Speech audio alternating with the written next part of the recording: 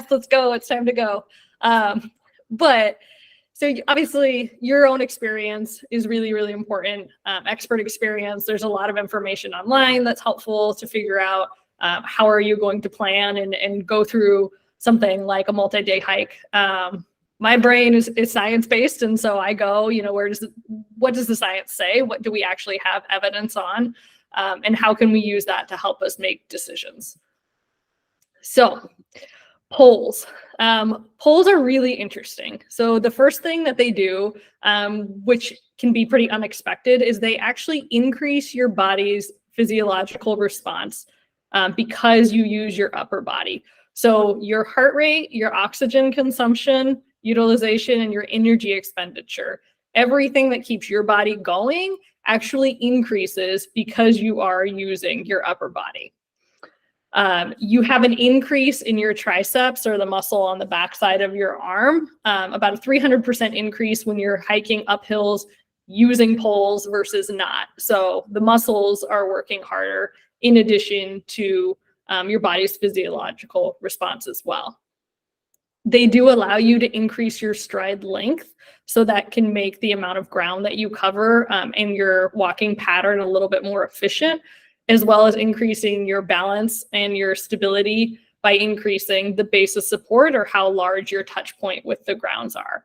So they have a lot of benefits from the body standpoint, as well as a small consideration with making sure you realize that your body will work a little bit harder when you use them.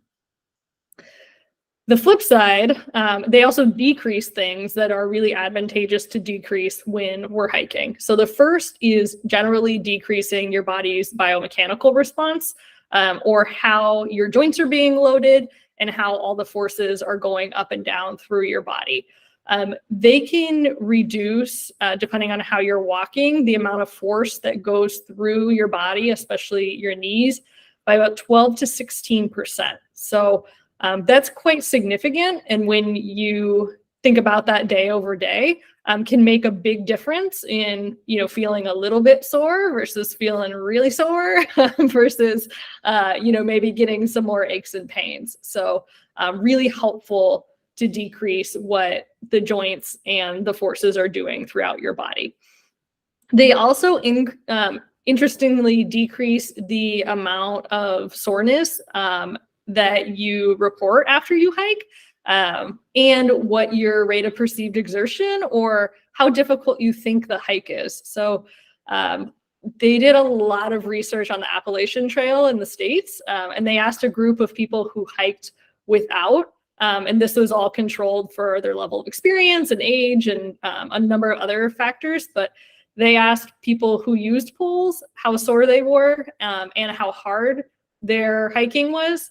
And those who used poles actually reported less than people who didn't use poles. So there seems to be some psychological benefit and the perceived benefit of using them, as well as some real mechanical benefits as well. So I know somebody will ask, so do you use poles or not? Should I bring poles or not? Yes or no? I don't care about the science, yes or no. My answer is yes. So I think they are going to help in a number of different ways, depending on what is important to you and what the strong parts are of you as a hiker. It may impact you a little bit differently, but by and large, they're very beneficial. And then the other thing, they typically don't weigh very much. If you're on a T1 or a really flat area, you can just throw them back in your pack if you want, or just carry them at your side. So for the amount of benefits that they offer, the trade-off is relatively little for you to not bring them. So yes on the poles. Yes, I see. Hi. One pole or two, does it matter?